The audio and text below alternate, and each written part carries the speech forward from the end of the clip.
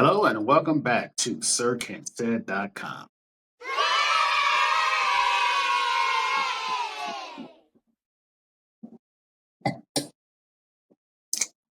How's everybody's weekend going? Or has gone? Hope it's pretty groovy. I was gonna do two videos, but one would have been really short.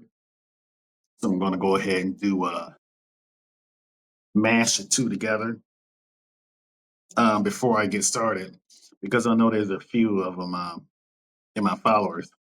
How about them boys?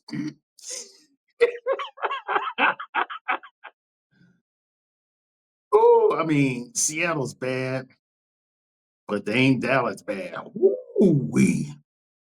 Woo! Woo! But anyway, this week I wanted to touch on the Marvel trailers dumped they released, and of course switch back over to Penguin. So the brief trailers they released are called Marvel Studios Disney Plus Look Ahead. I wanted to focus on Daredevil Born Again because um, Bernthal, the guy that plays the Punisher, said that if they didn't go as hard as they did in the Netflix series, he wasn't going to come back. And since this series got made, I believe, well, with the success of Deadpool 3, Deadpool and Wolverine, and the fact that this series got made during or just after that, I think they did that. It's going to be loosely based on Born Again, the series where the Kingpin basically broke Daredevil. They have a new character. I forget what his name is. He is actually new to the Marvel universe, and he is an Inhuman. So they won't bring that up. But they're saying that Daredevil Born Again goes balls deep, goes hard, and will sometimes look more like an action horror movie than your typical Marvel series. And I'm here for it, son. And in addition to all of this, there is a dirty rumor going around that Wade Wilson himself is trying to buy controlling interest in Marvel Studios or Disney Plus, whatever the fuck it is. He is trying to edge out fucking Bob Iger. And with the role that he's been on and the financial backing that he has, he might be able to do that shit. And if he does, Deadpool 3 or Deadpool and Wolverine will be the first of the type of movies that we as fans have been longing for. So right now it's a rumor, but we'll see in a couple of weeks because he could do it. He could buy it. If it's one stock more than Bob Iger, he controls the company. One stock. That many. That's a wrap for Iger. But also, Ironheart was shown in the trailer.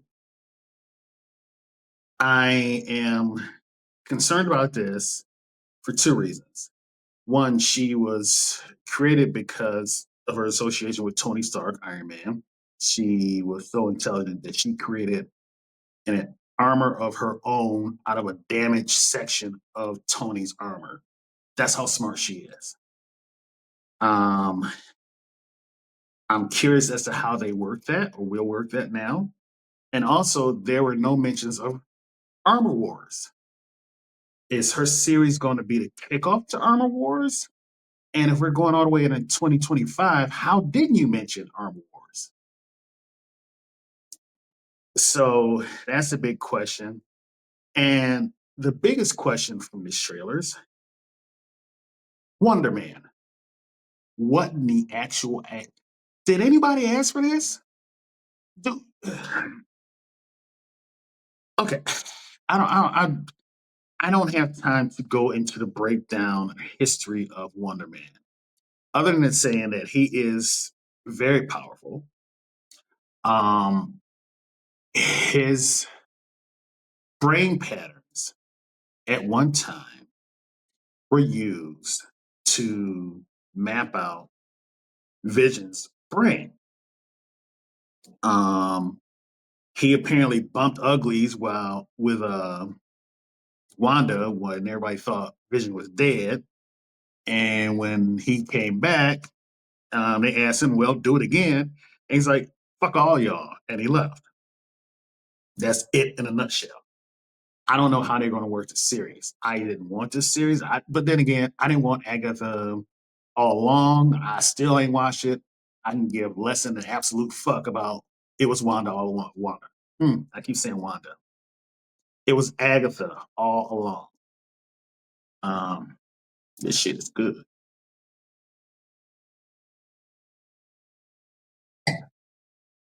So yeah, I know he's going to end up on the team probably. I just wonder how all of this is going to work out for his character.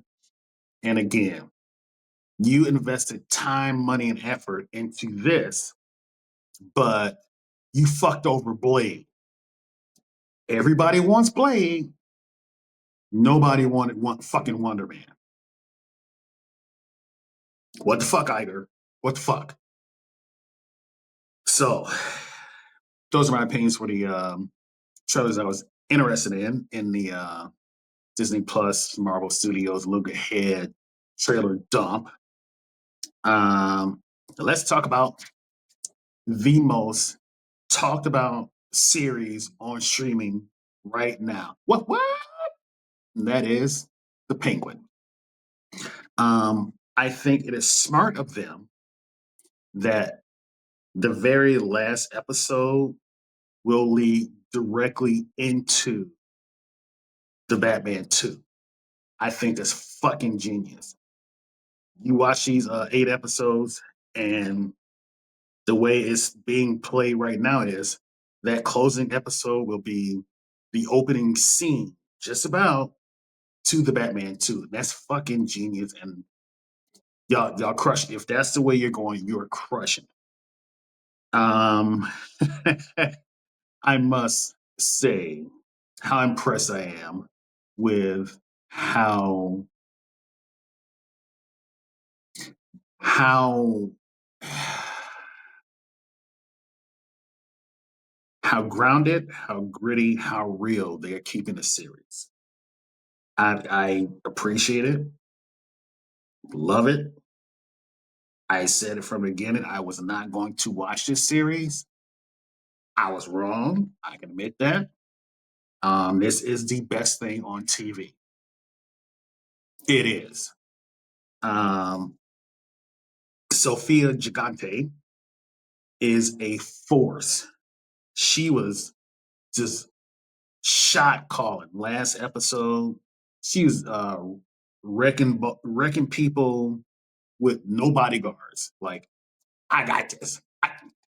Have a smoke. I got this. She was handling her business. I do not appreciate them snatching up the penguin's mother, but then again, the penguin did set Maroni's wife and son on fire. So, you know, the one thing I have concerns about is Penguin is a villain. Penguin is a bad guy. But this series kind of makes you pull for Penguin a little bit up until this episode. And y'all come at me in the comments.